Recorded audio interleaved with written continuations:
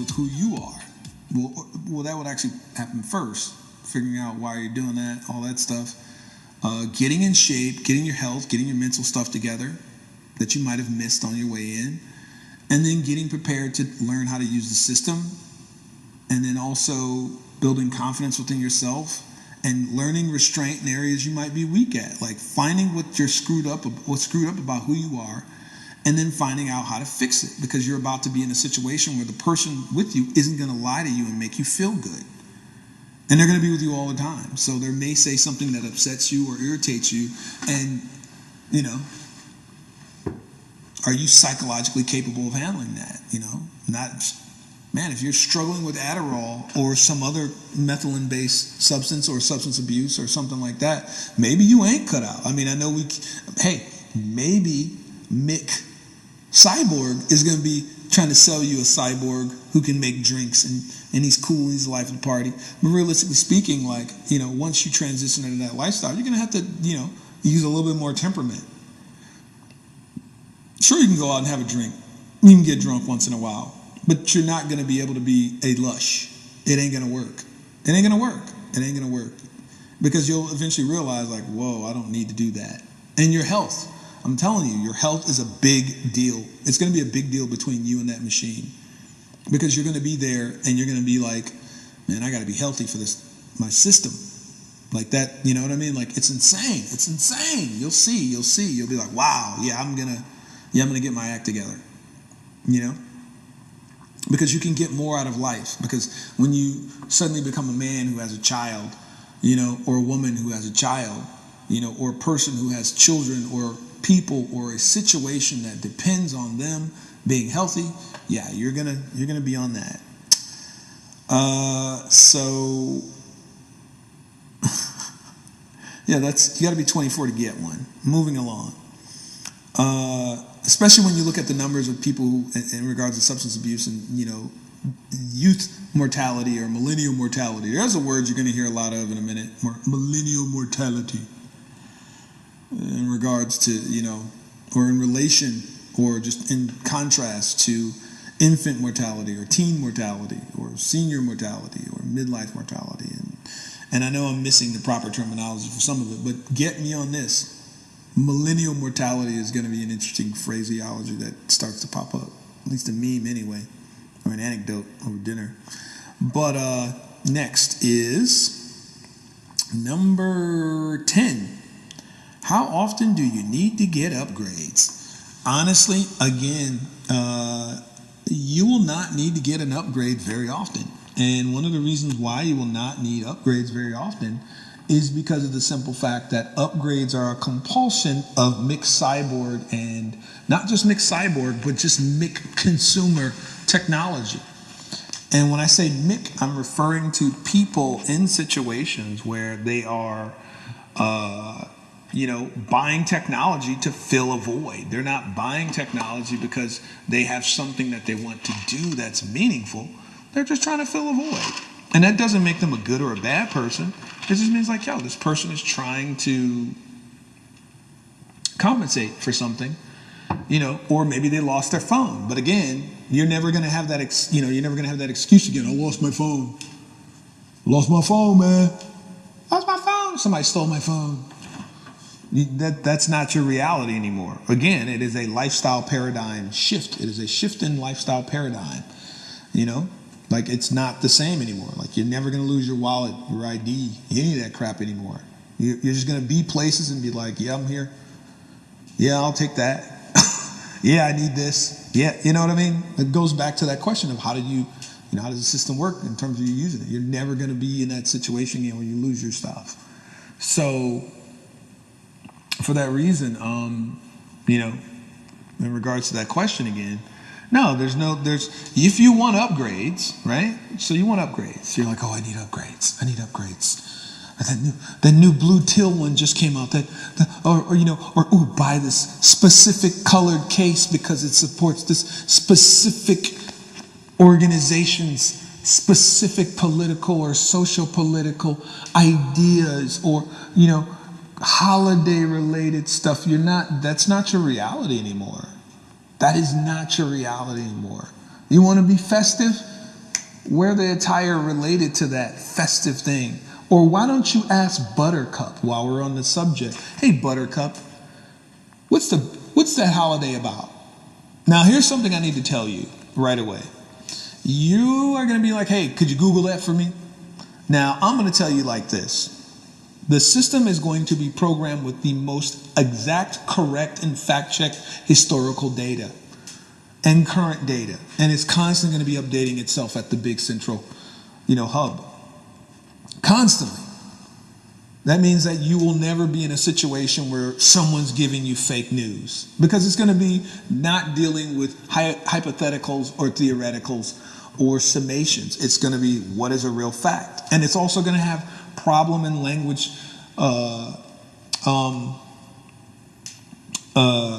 parsing skills where they can basically spot a liar. So in regards to updates and upgrades and things like that, it's like you're never going to be in that situation where you need those kind of things. I mean, we're talking about a system that you can keep with you for 20 years or 40 years. Like, this is what I'm trying to tell you, is that the built-in obsolescence movement is a done dead duck. It's something that existed in our history because we had a bunch of people who thought that was a great idea. It's a great idea for me to be able to sell you some technology over and over again. Each year, here's a new model, here's a da-da-da-da-da, you know what I mean? Like that's done. But then people will say, well, what's the earning potential of your little project? Like, how do we make money off of this?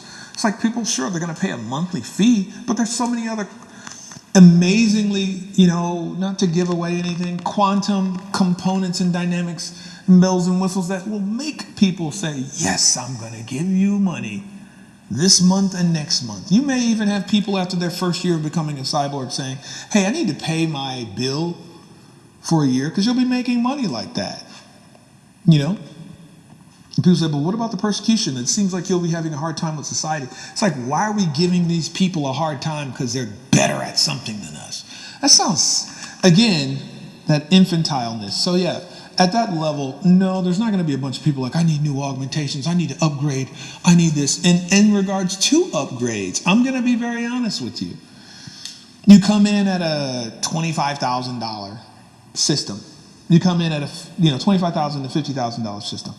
You come in at a $50,000 to $250,000 system. Just because you got access to all that stuff, I'm gonna be honest with you, doesn't mean you're gonna have readily accessible access to those programs. You're not gonna be able to just say, oh, I'm making big bank now. I want all these other software updates and things like that. It's like, no, demonstrate you actually know why you're doing that. It's like, just because you went to the proving process to become a cyborg for 3 years, and people are saying, this is dumb, it's stupid, it's just dumb, I ain't feeling that, son. What? I own it. This sounds like buying a blank game system and they saying I can't augment the hardware. Listen, you got to keep in mind, I'm sorry, hold on one moment. Yeah, sorry about that. So remember, keep in mind that we have to collectively police ourselves. Because if we don't, the rest of the world will have the ability to have an input about what we've become before the rest of the world gets a chance to have a commonplace experience with that, to become a new component to our reality, where when you turn 24, you say, hey, I want to become a cyborg. It becomes normal. But here's something else you have to understand, is that by the time it becomes that type of reality, we may have discovered a new threshold of self-improvement in a new way that makes the notion of becoming a cyborg pointless. You know what I mean? But like, we're at that point right now where, as a society, someone needs to be an aware superhero. Like, your superpower should be intelligence. Your superpower should be your dang on intelligence. And not just your dang on intelligence, but your competency to use it. And that's what it means to be a cyborg, is the competency to use intelligence. And that doesn't mean anyone else's intelligence. So that's another thing too. So you go away for 3 years so you can learn not to just pop up and think you're the best thing on the planet, think you're going to solve everybody's problems. You apply yourself in a situation to the best of your abilities, getting back to the upgrades again. No, man, you're not there to upgrade yourself into oblivion like plastic surgery. This is not that party. You know, this is not that social arena. This is not that ism. You know, this is that experience, right? This is that experience where you're like, look, I'm here to listen.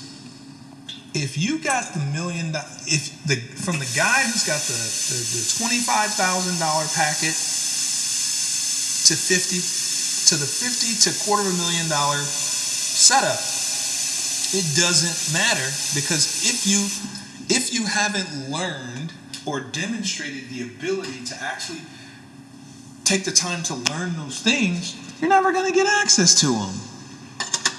And people say, well, that sounds messed up. It's like, because you may go off into a completely different skill set. You may say, hey, I've only got time to learn this. And that's the weird part about staying healthy with your system, is that you have more time because you're healthy, because you're not sick every other day, or you're not some weird hypochondriac who keeps getting themselves into situations where you're constantly degrading your body through bad dietary habits or bad social habits that make you self-medicate through food or whatever other vice there is. And that's what I mean. It is a completely different social parameter. You go from not knowing anything to having the power to know everything whenever you want, at any moment in time, without having to carry a bunch of extra crap with you to do it. You know, like you're flung out into the world with, you know, your spacesuit on. It's crazy. You're merged with another consciousness that has like a level of intelligence, you know, that you know what I mean? That it's, you know, projecting onto you. So upgrades. You want to upgrade? I got your upgrade. So let's say I am syncing my data with people. There's a funny one for you. So let's say I've got a $25,000 to $50,000 cyborg packet, right? Or maybe I'm somebody who's got a $50,000 to $250,000, right? $250,000 cyborg packet, right? Because let's keep things affordable and realistic, right? So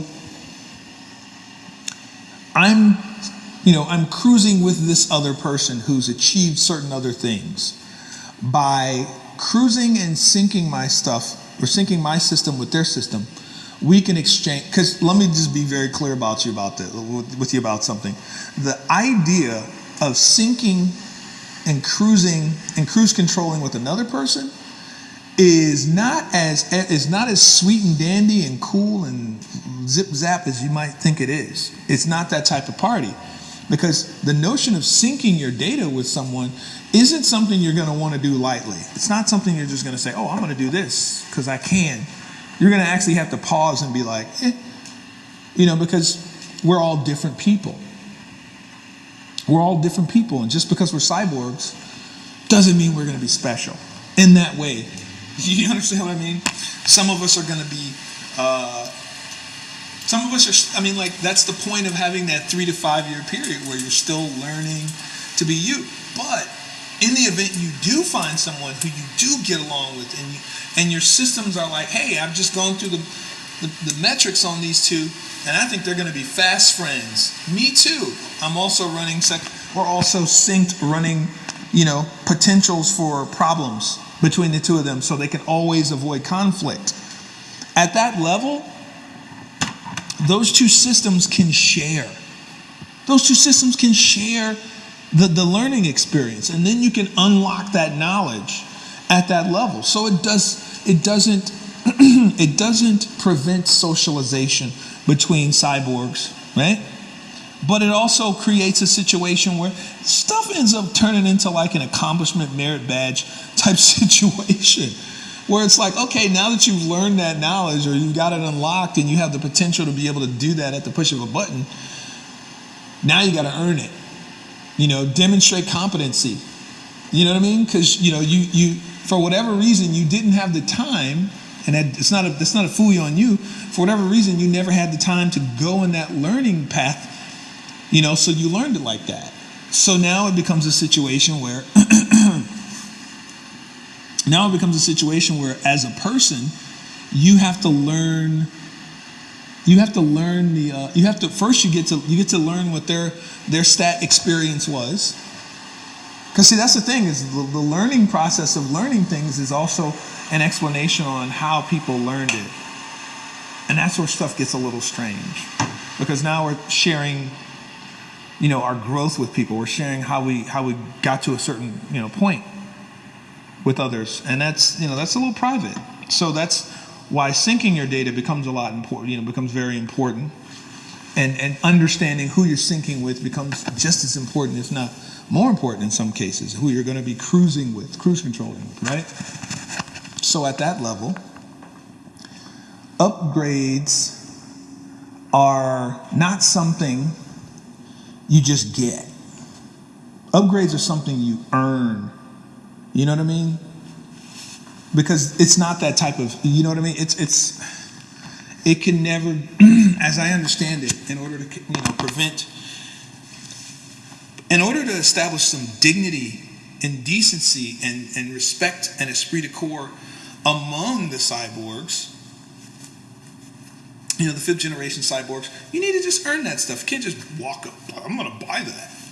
You know what I mean? So that means that now you're in situations where you're like, hey, I want to learn how to do such and such, but I don't have 6 months to go through the normal process of learning that, or 4 months, or 3 months, or 2 weeks. I understand you do this on a regular basis. Can I sync my data with you in cruise control? Can we sync our data so that I can go and learn this on my own? Or go learn this stuff with you on a daily basis? And they may look at you and go, sure, why not? And that's a great thing, because now you found someone who's willing to share that with you, but you're also learning how they learned it. You're learning how you learn it, and you're going to keep ending up in simulational situations where you have to, prove you learned that information.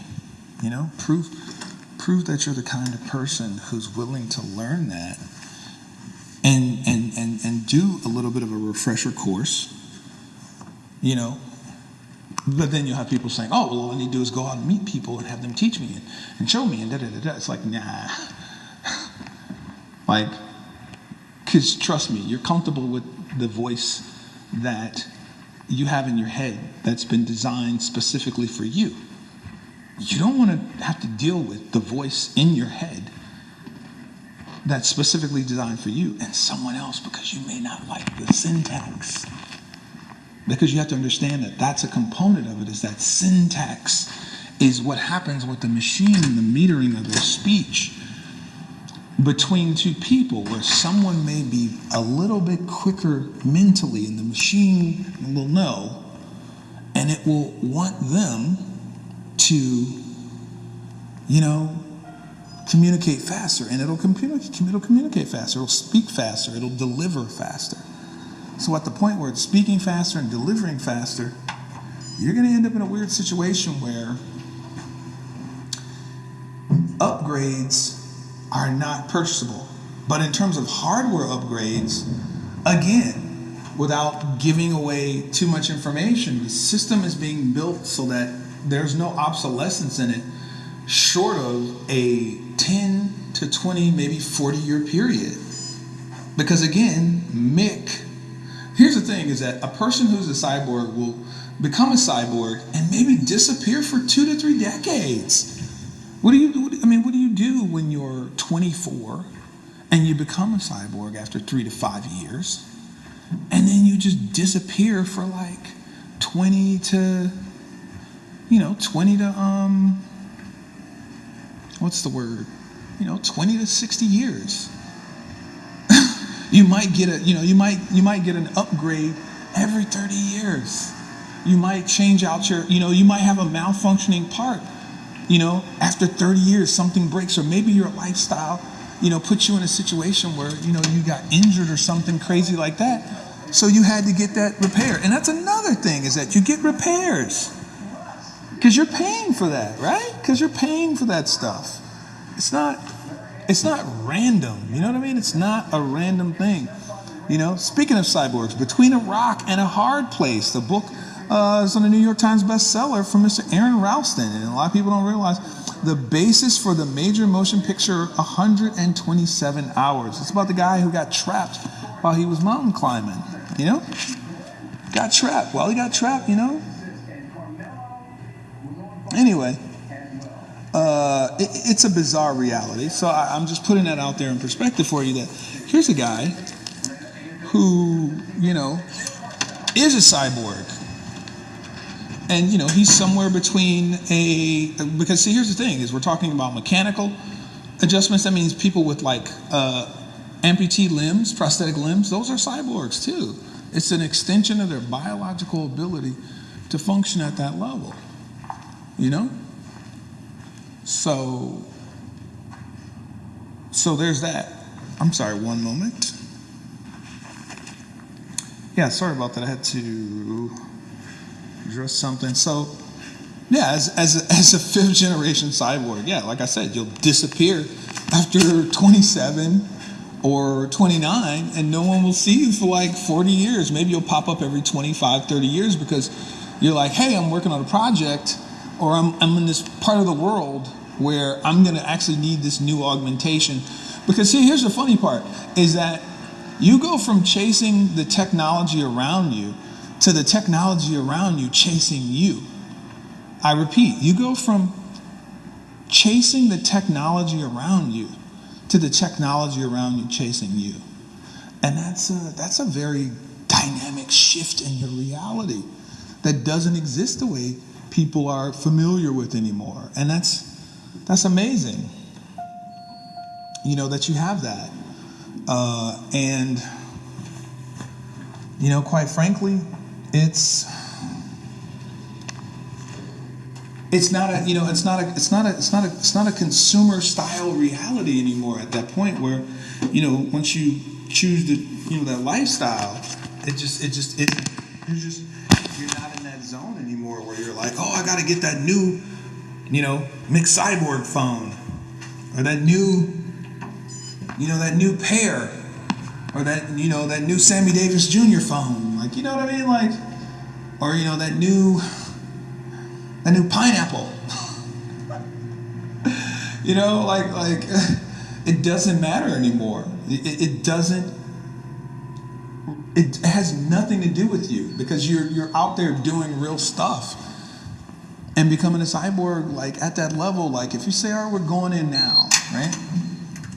Becoming, you know, you're just not in that reality that everyone is in the downstream of anymore, or the upstream. You're like moving in a way where like you're not stopping to go check your mail. You're just going. You're moving. You're living. You're breathing. You and your system are done. You and Buttercup are living life in a way that no one else is, and it's funny. It's funny because those aren't your problems anymore. Those are not the things you're suffering and struggling with, and those are not the things that are problematic for you. So you're not doing that. However, yeah, if you get damaged and there's new parts that have been created for newer systems, right? Sure, upgrade that way. You know, do it because you need it. Do it because it's relevant at that point. Do it because, you know, now it's like, hey, I know you didn't get injured because you wanted a new, you know, whatever the new thing is that the system is running on, because you're still gonna listen. You are still gonna want to be able to communicate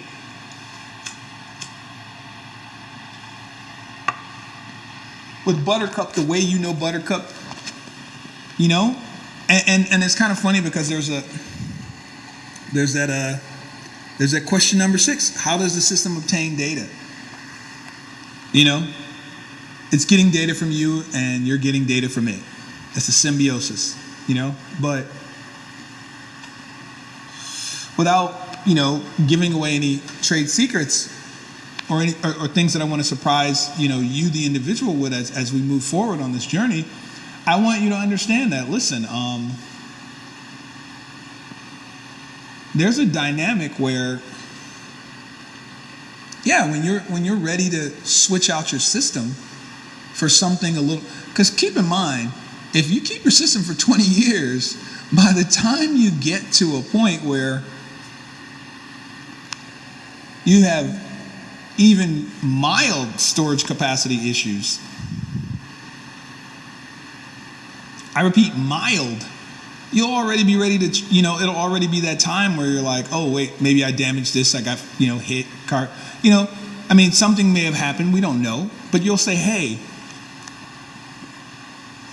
what's the newest thing out there since I've had this one for, 10, 20 years?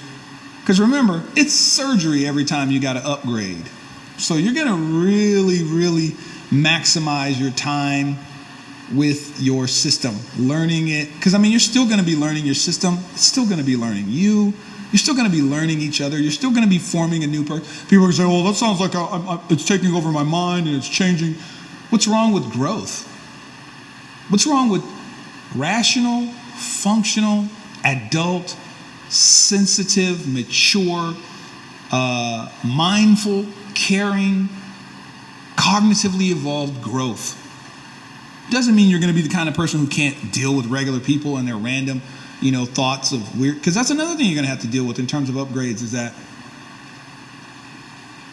you may mentally, spiritually, and just generally be in a completely different place than the rest of the world, opposite, cyborgs not included, where you interact with them, and you may have great relations with regular people, but at that point where it's time for you to upgrade, it's going to be because, you're like, all right, now the rest of the world's technology is caught up. And it's not an arms race. Let's be clear about that. It's not an arms race. It's about being a steward to the environment in a way that is beyond the normal idea of what is, hip and cool and trendy. You're past all that stuff. You're in a different space. Again, it is a lifestyle paradigm shift. It is a shift in your paradigm of lifestyle. Totally. So, to answer that question, the next question is,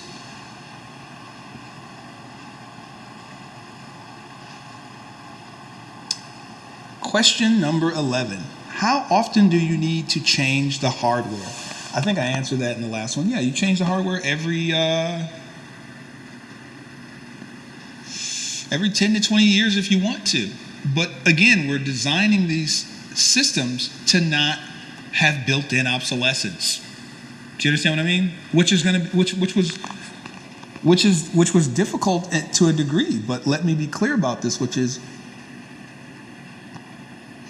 we're dealing with a reality where you're going to probably change your system every 20 to 40 years max. Like, we're only building the systems to be, their obsolescence comes in every 20, to 40 years. So you're 60 by the time you need a new system. Or you're 45 by the time you need a new system. Or you're 44 by the time you need a new system, right? So there's that reality, or maybe you got injured or something, unfortunate happened and you need to change your new system. But the systems are not designed to fail. They're designed to be constantly optimized to work to their fullest potential while simultaneously improving their longevity and their own safety and the safety of the user. That's what it's about. Our job is to serve the user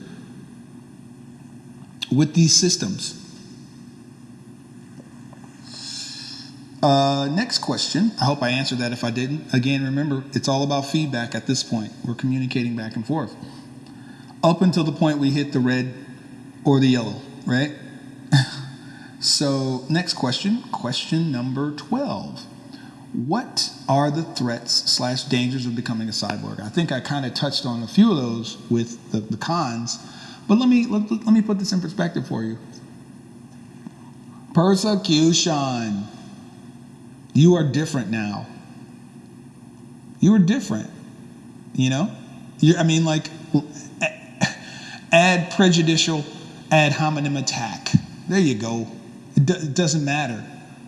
And that's part of your training in that 3-year to 5-year period, is you're learning understand the world, you're doing something different. They're telling us, oh, 2045 singularity, then you can merge. No, they're telling you that from the standpoint of we can control it now. We can control you now. That's the point, is that it's all about self-control. It's all about learning self-control. And that's not something necessarily you can learn and I'll be honest, it's not something necessarily you can learn down to a science in a 3 to 5 year period.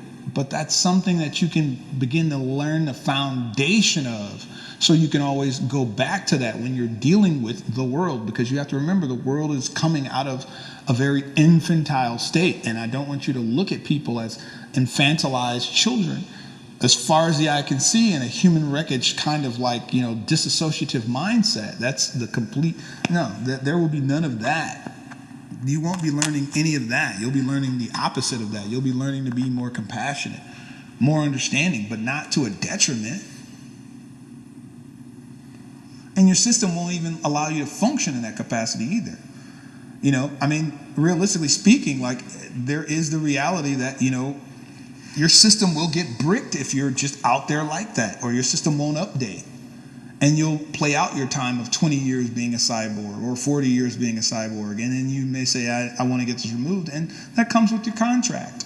People say, what do you mean your contract? It's like, because it's a service. It's a utility service to become a cyborg. It's not a right. It's a privilege. You know what I mean? Like, that's the reality of it. Because if it was a right, then you could become a cyborg at any age you wanted. You can do what you want to do as a cyborg, but that's not how it works. Again, it's a matter of self-policing. It's a matter of also the community forcing you to stay honest. It's not a Stasi type environment where we're snitching on each other. It's a matter of we're protecting each other. We're protecting the opportunity for each other of becoming a cyborg and being a boon to society, and not a problem or a blight or a menace or an eyesore for that matter. But again,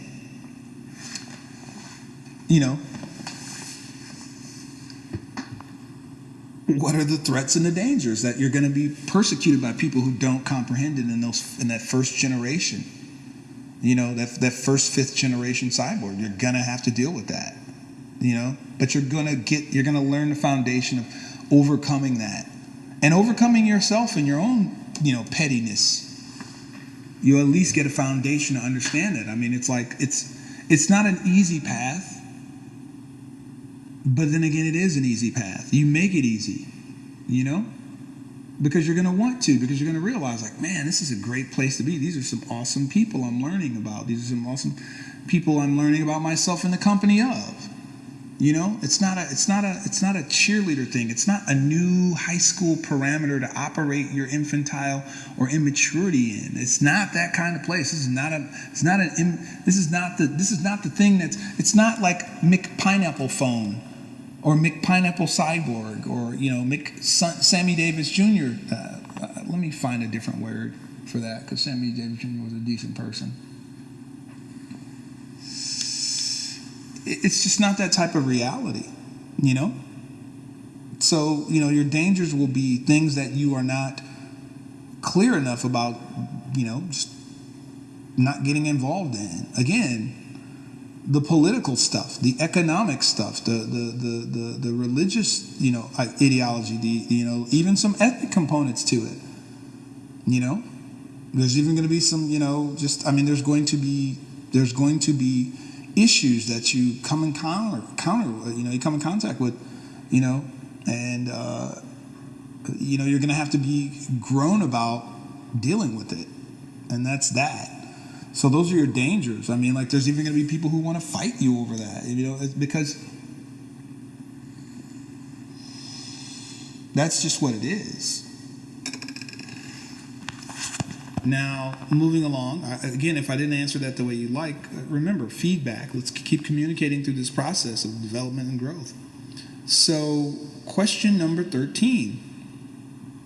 How large will the initial staff for the project be? Wow, that's kind of touching between white and yellow, but definitely not entirely, in the red, or, but the staff will actually be pretty minimal. what the exact number is, I'm not willing to divulge at this time, because that's a safety measure. Because, as you know, I mean, like, let me put it this way. I mean, since I originally started to communicate with the people that I want to work with on the project, you know, there's been a few, there's been quite a bit of hacking over here. And fortunately, I'm smart enough to manage my computer in a way that has prevented me from having any security breaches that I need to be worried about. But there are constant attempts, so I have to manage.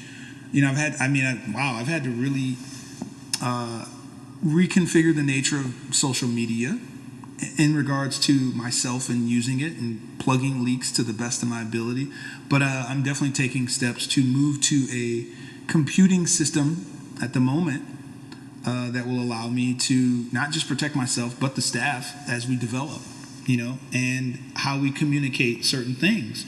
Because we want to make this a reality for people in the now, not the later, when McPineapple or, you know, when McCyborg and people are like, why are you saying McCyborg? It's like, you know why I'm saying McCyborg. I'm referring to just the normal propensity for, you know, corporations to try to jump on something that could be faddish or trendish and try to, you know, codify it as a commodity for people to consume, because it's really not that type of thing. Remember, it is a lifestyle paradigm shift and a shift of you know, it's a lifestyle paradigm shift and a paradigm shift of your lifestyle. You know, you know, as we go, you'll begin to understand that. Okay, so question number 14. Again, I hope I answered that again. If not, you know, please feel free to give me your input and feedback. Question number 14. What are the roles of your staff members? Again, that falls under yellow and red, so I'm not going to give too much away, but the staff's job will be software development. I shouldn't say software development. I should say, let's see, what's the right words? You know what? I'll come back to that. But right now, that's a question that I'm not in a position to divulge. Not because, he doesn't know. He doesn't know. They're behind. Or no, it's just I have to protect the project to a certain extent and still be open and communicate. So that right there, I'm going to leave that alone, because I have to be a little bit more sensible. So in regards, let's see, to question number 15, how long does the procedure of fusing with a machine take? Is there a resting period afterwards, like most major surgical procedures? Absolutely. Again, that's why, you know, again, there's a 3-year to 5-year process of becoming a cyborg, because this is not an open and shut thing. It's a 3 to 5 year period. You know, your initial phase is your psychological, sociological development phase.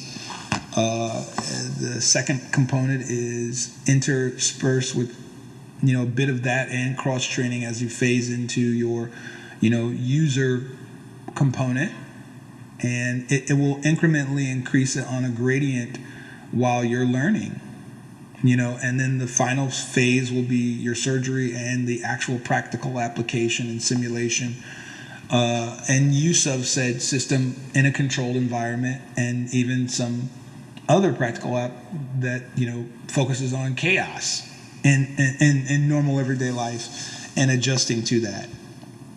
And I hope that answered that question. So next component, or next question I should say, is they'll definitely have some recovery time that you're working on, and so on and so forth. The next thing will be, next question is, how much does it cost to become a member or become a cyborg? Well, again, it will be anywhere from $25,000 to $50,000, and, you know, then from there, there's a few more tiers of becoming a cyborg, from $50,000 to $250,000 or $250,000. And the reason for that is it's a matter of how much do you want to help the world? That's the question.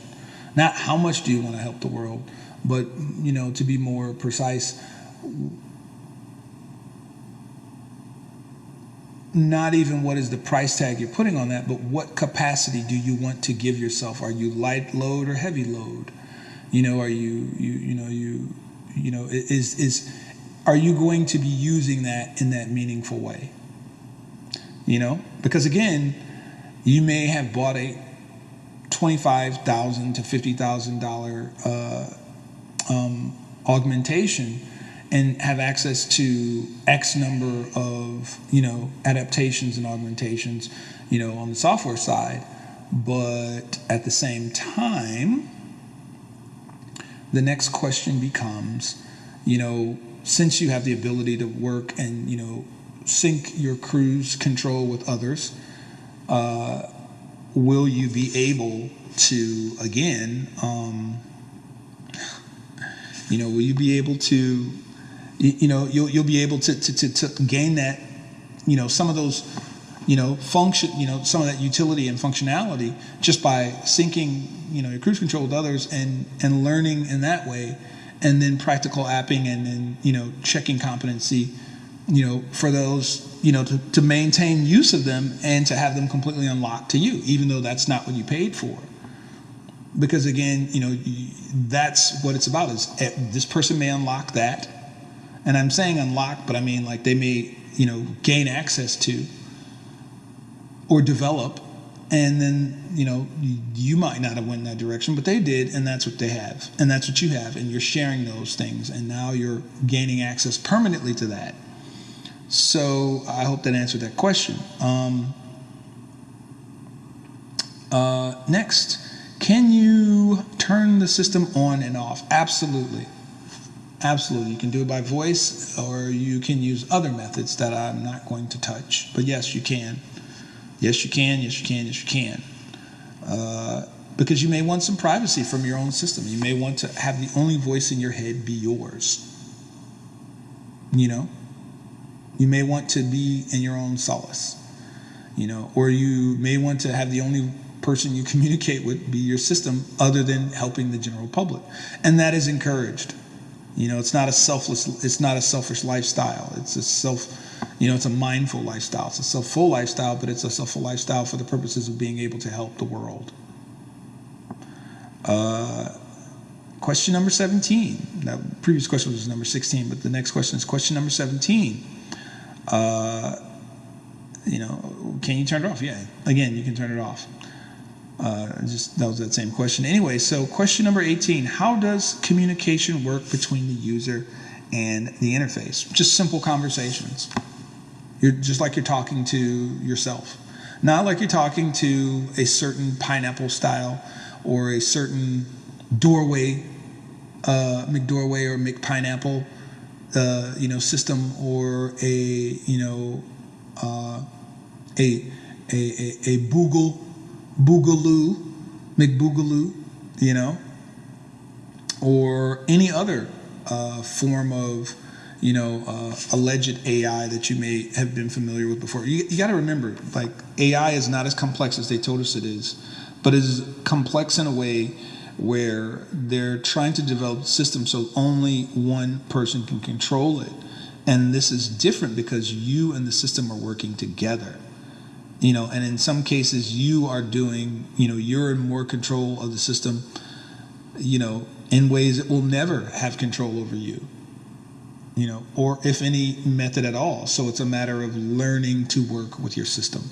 So for that reason, you're always in communication or you're not. Hence you being able to turn it on and turn it off. Or just say, hey, this is not for me, I want it removed. Fine. You don't want to be, you don't want this anymore? Cool. Next situation, or next question, I say, question number 19.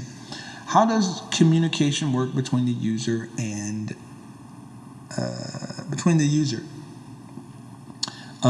is the networking potential?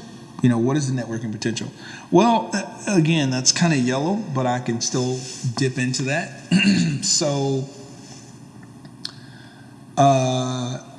if you're just joining us, I don't know why I feel the need to say that, but might as well. The networking potential is essentially this. At the moment, we see the system still being able to work robustly and cleanly and efficiently and in a high capacity, or in its top capacity, up to the point where you cruise control and sync your data and your system with up to 8 people. But, there are emergency capacities that will allow you to swarm up to, right now the potential is looking like up to 100 people.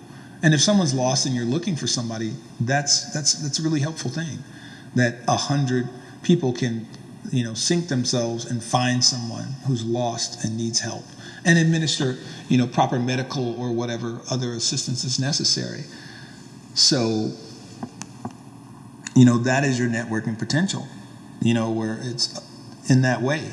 I mean, excuse the expression, but it's no different than a mass co-op. I can't remember the name of the game. I think it was Dice or something that came out. I know I'm referencing video games, which makes people wonder, but, that's the closest thing I can, communicate without giving up the ghost, as they say, or, whatever. Question number 20. What types of actions can you perform as a cyborg that one can't do without...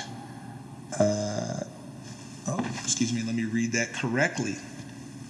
Question number 20. What types of actions can you perform as a cyborg that one can't do with a computer, cell phone, tablet, etc.? The ability for utility and learning at a high pace is, quite frankly, what separates the necessity between those and those types of technology and or absent those technologies in the sense that that also borders on yellow and red to a degree, from the standpoint that I'll say this: I can wake up tomorrow and walk out the door without any of those devices, because I have to be careful what I'm saying because I don't want to give away too much. But I can walk out the door without any of those devices or equipment and be still 10 times more functional, in a meaningful way, in an incredibly meaningful and constructive and conducive and utilitarian way than I ever would with any of those devices. Never mind the combined weight of a cell phone, a laptop, a tablet, and any other number of devices, cameras, so on and so forth, and still do all of those things, and in some cases more, or in most cases way more. Again, by a factor of 10. Like, you have to understand, it's like, I don't want to give away too much, but, or come across as I'm promising more than what the system will do for you. But I'm letting you know that, like textbooks, right? Or presentations, or, you name it, like any sort of digital media. Although, again, I have to admit something, which is, this is not configured for you to selfie yourself to death or post your brains out. It's not that type of lifestyle or reality. You're not a sedentary person. You will not be a sedentary person at that level. And then there's components to it, where, think about this. The system is not designed for you to just sit down and ogle videos and fall into a streaming media hole. I think we know what I'm talking about. You're just stuck watching videos until it springboards into other videos. Next question we have is, I hope that answered your question, but again, feel free to chime in. Feedback is necessary on this journey. Question number 21. What are the health benefits of becoming a cyborg? This is funny. This is a good one. pain management systems, medical systems, and methods, etc. Well, again, this goes back to an earlier question, which the answer was, the system is, where is the system getting its data from? How does the system acquire its data? It's getting its data from you, you're getting your data from it. And remember, you two are biologically synced also. So it's aware of your bio information and your signs, and I have to be careful how I say that. But it's monitoring you in a way where, depending on the type of system you have, you will be able to manage pain. Not just managing pain, but also knowing when you're getting sick, or what type of environment could cause you to get sick, or what type of substances in your environment could be harmful. If there's harmful threats in your environment, if there are harmful potential threats in your environment, but not just in your environment, also within your person. Because remember, the system is there to serve you in, your health. And not only that, it's like it can help you set up health regimens, dietary, issues, and not just help you with that, but also keep you abreast and aware of different, like if I'm vegan, I'm a vegan cyborg and I want to eat vegan food only, I'm going to always know where the vegan food is, or I'm going to be in a position where I can at least order the right kinds of food that are, properly suited to this. Because if I'm in a foreign country where everyone eats meat all the time in every meal, I'm going to want to know that there's some things on the menu that I can still eat, or maybe I have allergies. I'm just, I can look at a piece of food packaging and say, hey, I can't read that language. Scan that and tell me what it is. Boop. Oh, hey, that's got this in it. It's going to make you sick. Or, hey, don't buy that because that will make this person sick. So if I'm a nutritionist, or I'm operating the functional utility application of a nutritionist for whatever reason, because you need to have a license. I don't need to have a license to know something, right? That's ridiculous. That's more of that infantilized, illusionary reality, part of that construct, right? So at that level, I don't need to have a license to know what a nutritionist knows, or know what a first responder, in regards to EMS knows. I don't need a license to know that, because the person won't care if I save their life. That's a reality, Another good pop culture reference is the TV show The Pretender. It's a little more akin to that, you know what I mean? Without going into too much more detail. So, again, that's a matter of also knowing when I'm running a fever, or being able to check if someone else is running a fever, or being able to diagnose people in a meaningful way so that they can be properly prepped, so that by the time they get to the hospital, we can save their life. Knowing how to stabilize a patient, or again, there's things I want to say but I kind of can't. But it's amazing. It's amazing. Again, not promising anything, just telling you what we've been able to bring the understanding of the technology to in terms of application and actual utilization, and making, like, this is what you get.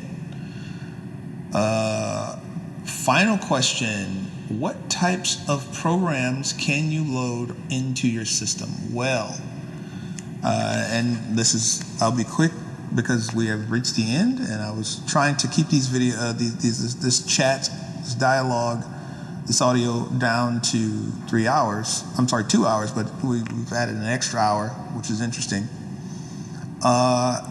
Basically, you can know anything you initially paid in to know with your system out the door. However, that means, someone needs a helicopter pilot, someone needs an airplane pilot, I need to help these people tie down these knots for the yacht or the mast. I'm selling, or proper fishing, for food. What fishes are safe? How do I fix a broken leg? How do I cook this particular type of food? What's special about this type of wine? How do I say this in this language? And we're talking about a 3-second to 5, maximum 10-second delay in those conversations, which is a big difference if you need to, do that. How do I drive this vehicle? How do I, reverse this? What does this chemical do? What's good about this food? I have a headache. How do I naturopathically or, over the counter manage this? What does this pill do that I found? This person drank this. Poison control help. How do I paint this thing? What else? How do I build this? This technology is broken. How do I fix it? What's the teardown? I need to know how to read this circuitry schematic. So on and so forth. And these are things you're going to learn before you ever even unlock those. So that's another component of it, that you're going to be learning all the things you're getting. But in regards to if I am in a situation, again, where someone wants to sync, their data in a dual cruise control or a multiplex cruise control, and work in tandem, then there's their data I'm allowed to have. But then again, I'm still going to be expected, periodically, to a point, what is the oh man, what's the word? What is the, this is easy. What is the, what is it? Yeah, what is the,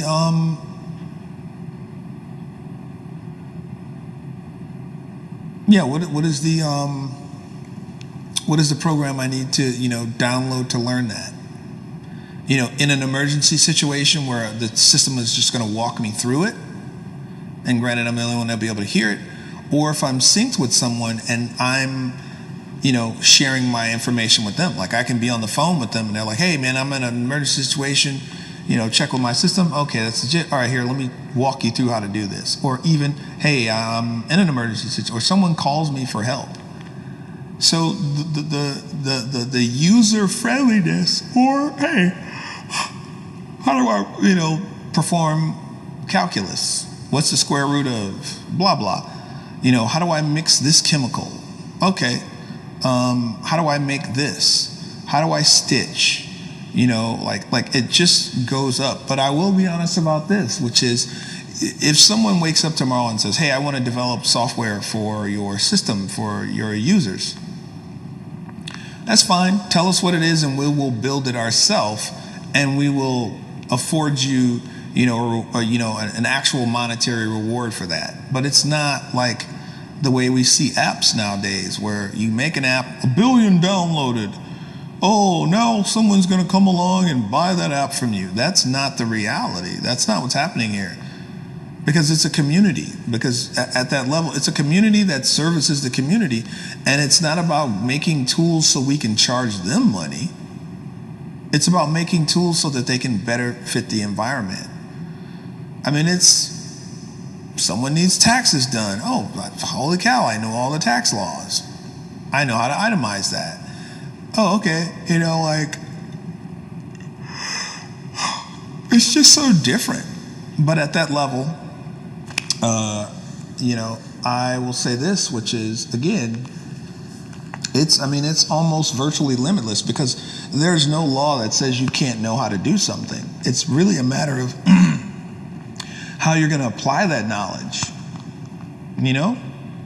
And that's where the 3 to 5 year, sabbatical training program comes in, where you're learning to become a 5th generation cyborg, and by the time you get around to,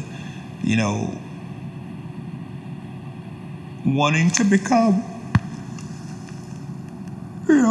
updated or upgraded,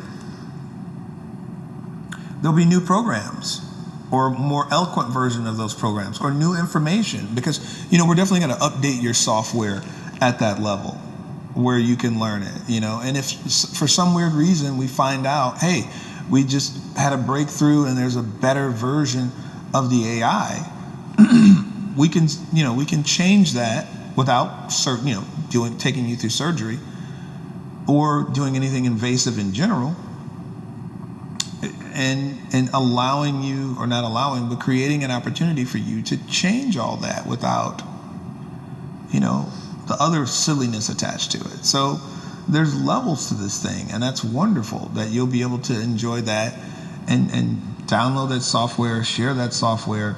Again, how are we making money off of this? I have to be mindful about that, because I think I've said a few things already, but it's not that kind of reality. This isn't a million people are using this one app.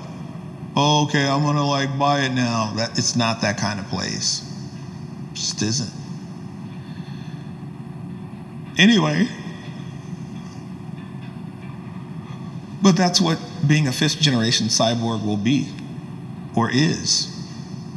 So I hope I've answered all those questions for you. Anyway, I'm going to go now. Please have a good day. If you have any questions, please be advised, we're going to be updating people through Patreon, but we'll be using YouTube as a method, through Facebook and possibly Twitter as a way, and Instagram as a way to just keep you informed. But Patreon will be our main point as also a means of raising revenue, but also a means of controlling the